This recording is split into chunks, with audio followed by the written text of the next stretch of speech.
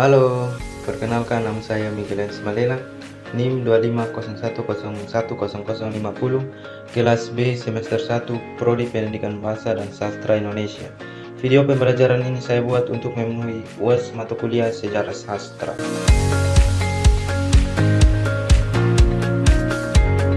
Poin-poin yang saya bahas dalam setiap angkatan. Yang pertama, latar belakang lahirnya. 2. Jenis atau bentuk peristiwa penting. 3. Tokoh-tokoh, karya-karya. 4. Karakteristik. 1. Angkatan Balai Pustaka. Pengertian dan latar belakang. Angkatan Balai Pustaka adalah periode awal perkembangan sastra Indonesia modern yang muncul pada awal abad ke-20, sekitar 1920-an. Ditandai dengan diterbitkannya karya-karya sastra melalui penerbit Balai Pustaka, lembaga resmi milik pemerintah kolonial Belanda. Latar belakang lahirnya Angkatan Balai Pustaka berkaitan dengan upaya pemerintah kolonial untuk mengontrol bacaan masyarakat pribumi. Saat itu banyak beredar bacaan yang mengandung kritik dan semangat perlawanan, sehingga Balai Pustaka didirikan pada tahun 1917 untuk menyediakan bacaan yang dianggap aman, mendidik, dan berbahasa Melayu tinggi yang baku. Meskipun berada di bawah pengawasan dan sensor ketat, Angkatan Balai Pustaka justru menjadi tonggak penting lahirnya sastra Indonesia modern. 2. Jenis atau bentuk karya dan peristiwa penting. Jenis: novel dan roman, cerpen, drama, terjemahan, karya sastra asing. Peristiwa penting: berdirinya Balai Pustaka 1917, terbitnya novel-novel modern Indonesia pertama, penerapan sensor ketat terhadap karya sastra, sastra dijadikan sarana pendidikan moral masyarakat. 3. Tokoh-tokoh dan karya-karya. Tokoh penting Angkatan Balai Pustaka. 1. Marak Rusli, karya Siti Nurbaya, kritik terhadap kawin paksa dan adat yang mencekam. 2. Abdul Muiz, karya Salah Asuhan, konflik budaya Timur dan Barat. 3. Nur Sultan Iskandar, karya Kata Kehendak Jadi Lembu, Salah Pilih. 4. Beradi Siregar, karya Asap dan Sengsara, novel pertama sastra Indonesia modern. Keempat, karakteristik Angkatan Balai Pustaka. Ciri-ciri utama Angkatan Balai Pustaka: tema seputar adat istiadat dan konflik tradisi, alur cerita lurus dan kronologis, bahasa Melayu tinggi, formal dan jelas, amanat bersifat didaktif atau mendidik, tidak memuat kritik langsung terhadap kolonialisme. 2. Angkatan Pujangga Baru. 1. Pengertian dan latar belakang lahirnya. Angkatan Pujangga Baru adalah periode perkembangan sastra Indonesia modern yang muncul pada tahun 1930-an, ditandai dengan terbitnya majalah Pujangga Baru 1933 sebagai wadah para sastrawan untuk menyalurkan gagasan dan karya sastra. Angkatan ini menekankan pembaruan pemikiran, kebebasan berekspresi, serta usaha membangun jati diri sastra dan kebudayaan Indonesia. Latar belakang lahirnya Angkatan Pujangga Baru berkaitan dengan kesadaran nasional yang semakin kuat di kalangan intelektual Indonesia, pengaruh pendidikan modern, serta keinginan untuk melepaskan diri dari keterikatan dan sastra kolonial Balai Pustaka. Para sastrawan Pujangga Baru ingin menghadirkan sastra yang lebih idealis, intelektual, dan berorientasi ke masa depan, sekaligus mendukung semangat nasionalisme dan persatuan bangsa. 2. Jenis atau bentuk karya dan peristiwa penting. Jenis atau bentuk karya: puisi atau soneta, puisi bebas modern, prosa atau novel dan cerpen, drama, esai, dan kritik sastra. Peristiwa penting: terbitnya majalah Pujangga Baru sebagai wadah utama karya sastra dan pemikiran kebudayaan, munculnya perdebatan kebudayaan tentang arah sastra dan identitas bangsa, penguatan penggunaan bahasa Indonesia sebagai bahasa sastra modern. 3. Tokoh-tokoh dan karya-karya. 1. Sultan Takdir Al-Syabana atau STA, karya layar terkembang dan Putus di Rundung Malang, mengangkat tema modernitas, emansipasi, dan kemajuan bangsa. 2. Amir Hamzah, karya Nyanyi Sunyi, Buah Rindu, puisi rilis religius dan penuh keindahan bahasa. 3. Armiji Pane, karya Belenggu, novel psikologis yang modern dan mendalam. 4. Sanusi Pane, karya Pancaran Cinta, Mada Kelana, memadukan nasionalisme, spiritualisme, dan budaya Timur. 4. Karakteristik Angkatan Pujangga Baru. Ciri-ciri utama Angkatan Pujangga Baru: menekankan pembaruan bentuk dan isi sastra, bahasa indah, halus, dan ekspresif, tema nasionalisme, cinta tanah air dan kemanusiaan, pengaruh sastra barat dan pemikiran modern. 3. Angkatan 45. 1. Pengertian dan latar belakang lahirnya. Angkatan 45 adalah periode perkembangan sastra Indonesia yang lahir sekitar tahun 1945, bertepatan dengan masa perjuangan kemerdekaan dan awal berdirinya negara Indonesia. Karya-karya sastra Angkatan 45 menampilkan semangat revolusi, kebebasan, dan nasionalisme, serta menggunakan bahasa yang lebih bebas dan ekspresif.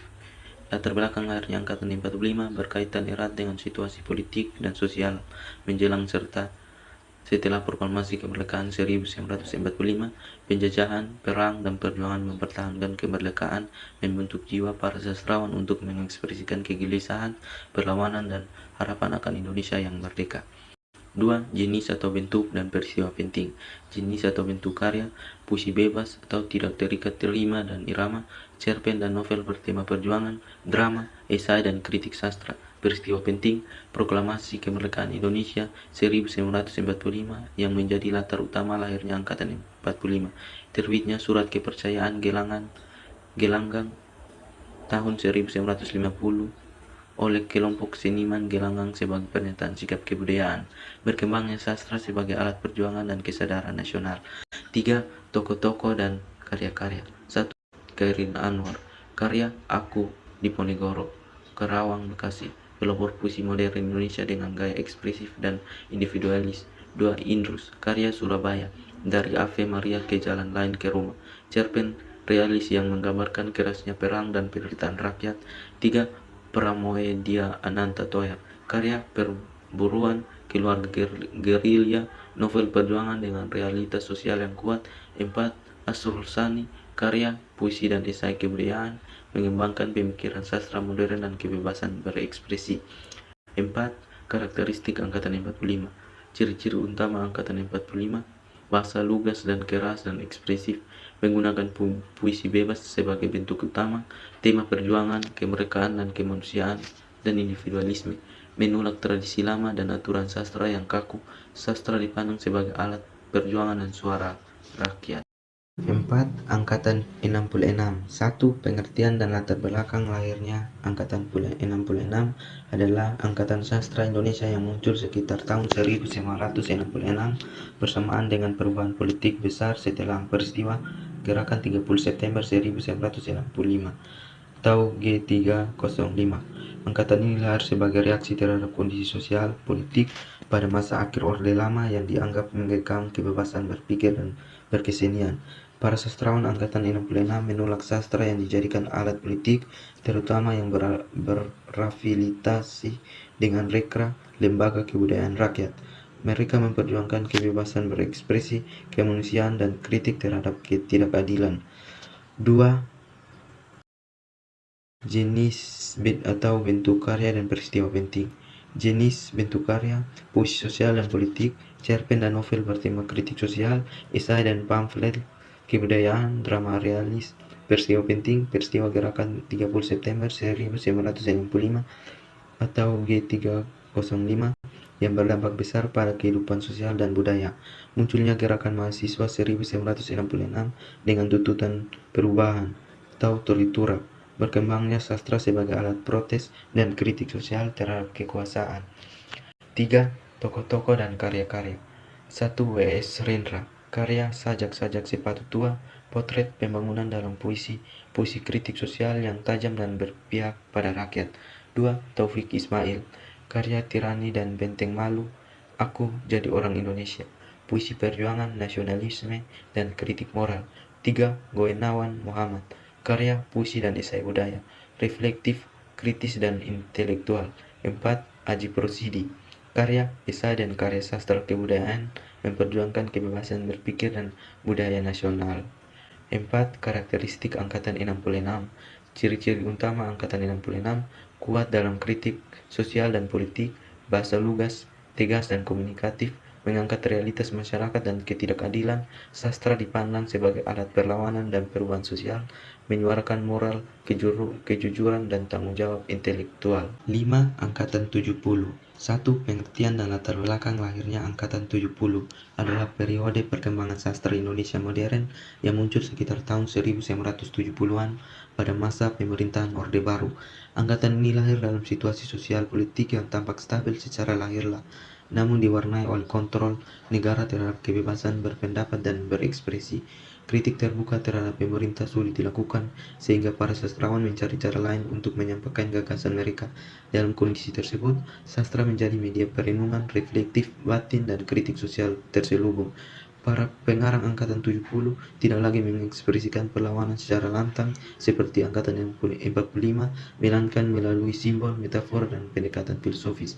Karya sastra pada masa ini lebih menekankan kedalaman makna, pencarian jati diri manusia, serta kegelisahan individu dalam menghadapi kekuasaan, modernitas, dan perubahan sosial.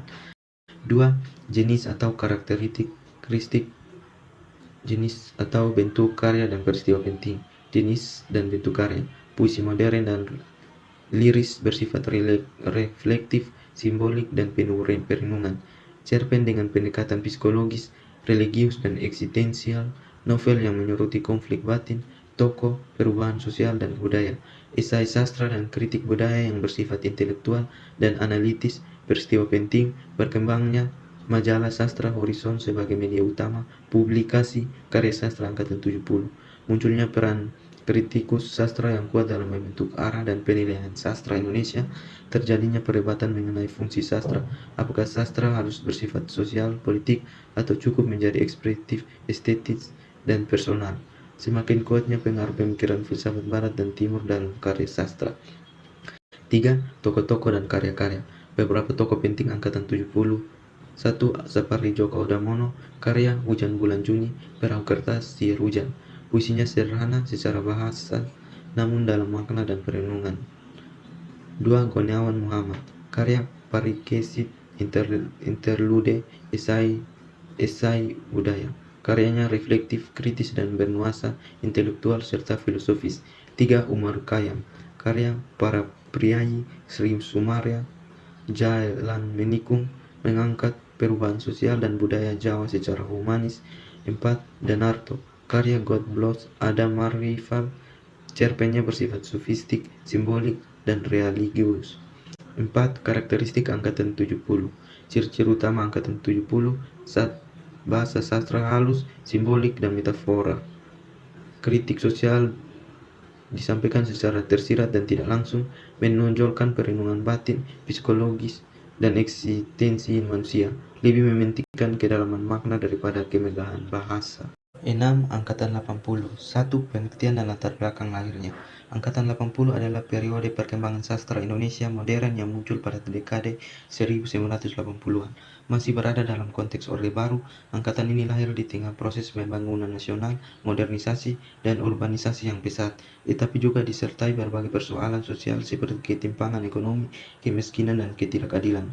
Berbeda dengan Angkatan 70 yang cenderung simbolik dan reflektif, sastrawan Angkatan 80 lebih berani, lugas, dan membumi dalam menyuarakan kritik sosial. Sastra menjadi alat untuk menyuarakan penderitaan rakyat kecil, kelompok marginal, serta dampak negatif kekuasaan dan pembangunan yang tidak merata. 2. Jenis atau bentuk karya dan peristiwa penting. Jenis dan bentuk karya: puisi sosial dengan bahasa lugas dan komunikatif, cerpen realis yang menggambarkan kehidupan nyata masyarakat, novel sosial dengan tema kemiskinan, ketidakadilan, dan kekuasaan, drama dan puisi pertunjukan yang dekat dengan rakyat. Peristiwa penting: berkembangnya sastra yang berpihak pada rakyat kecil dan kelompok tertindas, munculnya karya-karya sastra yang meskipun kritis tetap harus menyiasati sensor dan tekanan politik.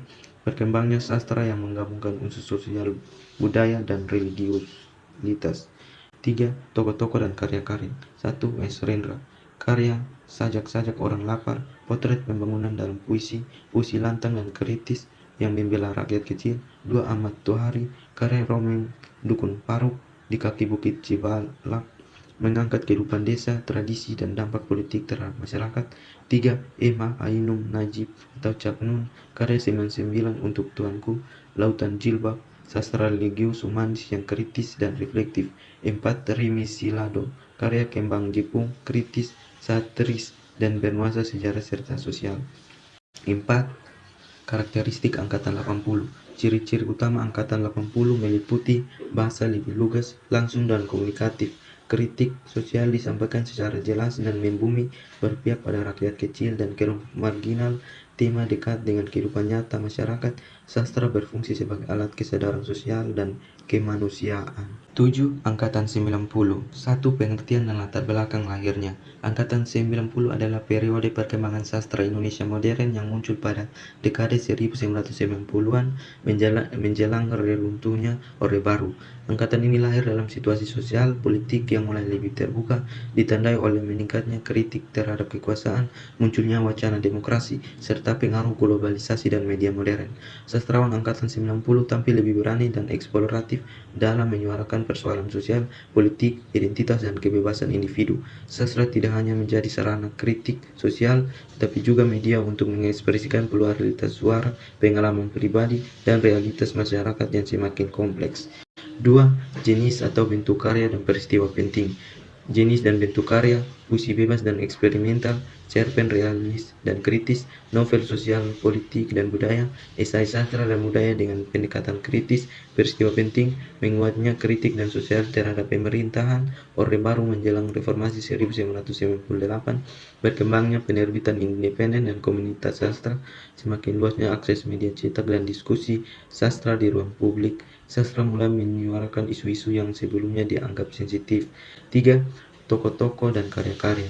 1. Ayu Utami, karya Saman, novel yang membuka ruang kebebasan berekspresi dan kritik sosial budaya. 2. Afirsal Malna, karya Abad yang Berlari, puisi urban yang eksperimental dan reflektif. 3. Seno Gumira Al-Jarmo, karya Saksi Mata, Jazz, Parfum, dan Insiden, cerpen dan esai yang kritis terhadap kekuasaan dan kekerasan. 4. Dorothea Rosa Herliani, karya nyanyian Gaduh, puisi dengan perspektif perempuan dan kritik sosial. 4.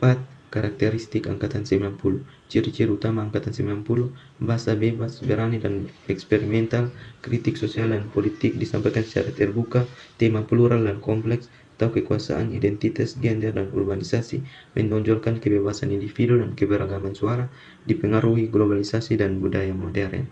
8. Angkatan 2000-an. Angkatan 2000-an dalam sastra Indonesia. 1. Pengertian dan latar belakang lahirnya. Angkatan 2000-an adalah periode perkembangan sastra Indonesia modern yang muncul setelah era reformasi. Pada tahun 1998, ketika kebebasan berekspresi semakin terbuka, angkatan ini lahir di tengah perubahan sosial politik yang besar, ditandai oleh demokratisasi, globalisasi, serta kemajuan teknologi informasi dan internet. Para sastrawan angkatan 2000-an memiliki ruang yang lebih luas untuk berekspresi tanpa tekanan sensor yang ketat. Sastra tidak lagi terpusat pada media cetak arus utama, tetapi berkembang melalui penerbit independen, komunitas sastra, dan media digital, sehingga melahirkan keragaman gaya dan tema. 2. Jenis atau bentuk karya dan peristiwa penting. Jenis dan bentuk karya, novel populer dan sastra serius berkembang berampingan, puisi bebas dan eksperimental, cerpen dengan tema sosial, identitas, dan kehidupan urban, esai, sastra, dan kritik budaya di media cetak dan digital. Peristiwa penting, munculnya sastra pasca reformasi yang lebih bebas dan plural, berkembangnya penerbit independen dan komunitas sastra, pemanfaatan internet, blog, dan media sosial sebagai media publikasi sastra, ramainya perbincangan sastra yang mengangkat isu-isu yang sebelumnya tabu. 3. Tokoh-tokoh dan karya-karya. 1. Andrea Hirata, karya Laskar Pelangi, mengangkat dunia pendidikan, mimpi, dan perjuangan hidup. 2. Ayu Utami, karya Saman dan Larung, sastra kritik dengan tema kebebasan dan identitas. 3. Dewi Lestari atau DE, karya Supernova, memadukan sastra, sains, dan filsafat dengan gaya populer. 4. Eka Kurniawan, karya Cantik Itu Luka, Lelaki Harimau, mengagungkan realitas magic dengan kritik sosial. 4. Karakteristik angkatan 2000-an. Ciri-ciri utama angkatan 2000-an: kebebasan berekspresi yang sangat luas, tema beragam dan plural, tahu identitas, pendidikan, budaya, sejarah urban, gaya penulisan eksperimental dan populer berdampingan, pemanfaatan media digital dalam produksi dan distribusi karya.